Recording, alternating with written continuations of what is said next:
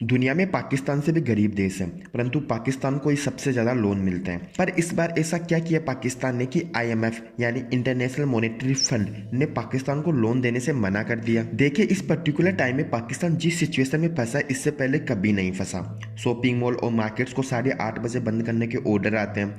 Electricity system collapse की stage पर है। पाकिस्तान ने ऐसी स्टेज भी देखी है कि गेहूं की कमी के कारण वहां की आम जनता गेहूं से भरे ट्रक का पीछा बाइक से कर रही है। पिछले एक साल में पाकिस्तान करेंसी 40% से गिरकर 267 पाकिस्तान रुपए तक पहुंच गई है। इससे पहले भी पाकिस्तान की आर्थिक स्थिति कई बार खराब हुई है, परंतु इस बार ऐसा क्या हुआ कि पाकिस्तान इस सिचुएशन से बाहर नहीं निकल पा रहा, और क्यों आईएमएफ लोन देने से इनकार कर रहा है?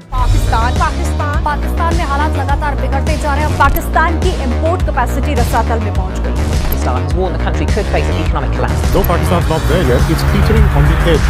देखिए, जब इंडिया और पाकिस्तान का पार्टीशन हुआ था, जब पाकिस्तान को मिलिट्री का तीसरा भाग और ऑल रिसोर्स का 70% मिला था, आरबीआई उस टाइम पाकिस्तान का भी सेंट्रल बैंक था और इंडिया का भी, परंतु इकोनॉमिक कंट्रोल इंडिया के पास था। उस टाइम आरबीआई के पास टोटल कैश बैलेंस 400 करोड़ रुपए था, और ये डिसाइड हुआ था कि 400 करोड़ में से 75 करोड़ पाकिस्तान को दिए जाएंगे। 75 करोड़ में से 20 करोड़ 15 अगस्त 1947 को दे दिए, लेकिन पटेल जी और नेहरू जी ने 55 करोड़ रुपए रोक के रखे, क्योंकि उस टाइम कश्मीर को लेकर विवाद चल रहा था। पाकिस्तान इन पैसों से हथियार खरीदेंगे और हमारे खिलाफ ही यूज करेंगे। हालांकि बाद में गांधी जी ने 55 करोड़ दिलवा दिए थे। उस टाइम पाकिस्तान की मिलिट्री स्ट्रॉन्ग थी, परंतु इकोनॉमी वीक थी, क्योंकि पाकिस्तान के मुकाबले इंडिया के पास पॉलिटिकल लीडरशिप स्ट्रॉन्ग थी। इंडिया के पास Mahatma Gandhi, Sardar Patel, Nehru ji multiple strong leader थे, जबकि मुस्लिम लीग में जिन्ना के बाद कोई स्ट्रॉन्ग लीडर नहीं आया और ना ही पाकिस्तान मिलिट्री ने आने दिया। पाकिस्तान में जिन्ना के बाद 29 पीएम बने, और आज तक एक भी पीएम ऐसा नहीं है जिसने अपने 5 साल पूरे किए हो। किसी को मार दिया गया, किसी का तख्ता पलट कर दिया गया, क्योंकि पाकिस्तान आर्मी को शुरुआत में टेम्परेरी कंट्रोल देने के कारण पाकिस्तान आर्मी इसे इंजॉय कर रही थी, और इस टेम्परेरी कंट्रोल की ऐसी आदत लगी कि पाकिस्तान आर्मी आज भी इसे अपने पास रखना चाहती है। देखिए, किसी भी कंट्री को ग्रो करने के लिए पैसे तो चाहिए होते हैं। पाकिस्तान के सामने भी पैसों को लेकर बड़ी समस्या थी।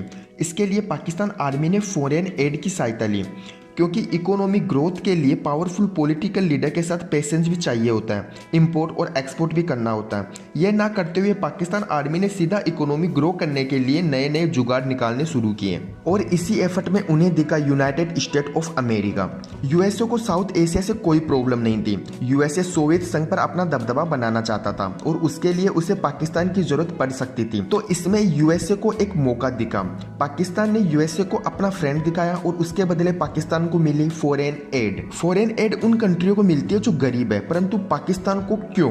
देखिए, यूएसए 2 तरीकों से वॉर लड़ता है। एक तो सामने से, जैसे वियतनाम और इराक में किया, और दूसरा दुश्मन के दुश्मन को दोस्त बनाकर। उसके लिए यूएसए ने पाकिस्तान का सहारा लिया।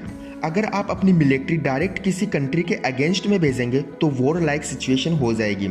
ये ना करके यूएसए ने अलग अलग मिलिट्री ग्रुप को ट्रेंड करता है और उन्हें हथियारों के साथ उनकी फंडिंग करता है, ताकि वो अमेरिका के लिए लड़ सके, डायरेक्ट नहीं इनडायरेक्टली। जैसे अफगानिस्तान के अंदर मुजाहिदीनों से अपना काम करवाया। कई ऐसे मिलिट्री ग्रुप होते हैं, मुजाहिदीन होते हैं, जो पैसे लेकर लड़ते हैं।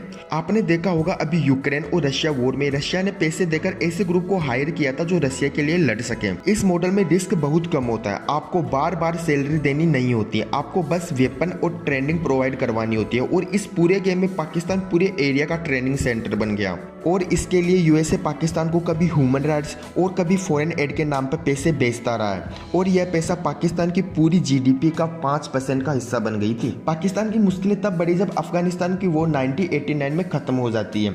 उस समय यूएसए ने पाकिस्तान को $452 मिलियन की एड दी थी, जो 99 में घटकर $5.4 मिलियन रह गई। अब आप समझ सकते हो पाकिस्तान की जीडीपी किसके सहारे चल रही थी। पाकिस्तान की इकोनॉमी डेट बेस्ड इकोनॉमी है, जो लोन के भरोसे चल रही है।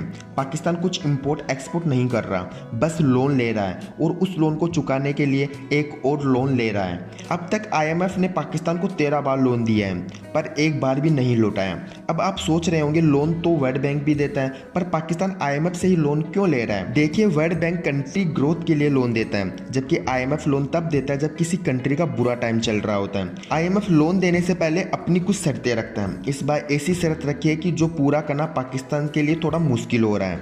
आईएमएफ ने पाकिस्तान के सामने ये शर्तें रखी है।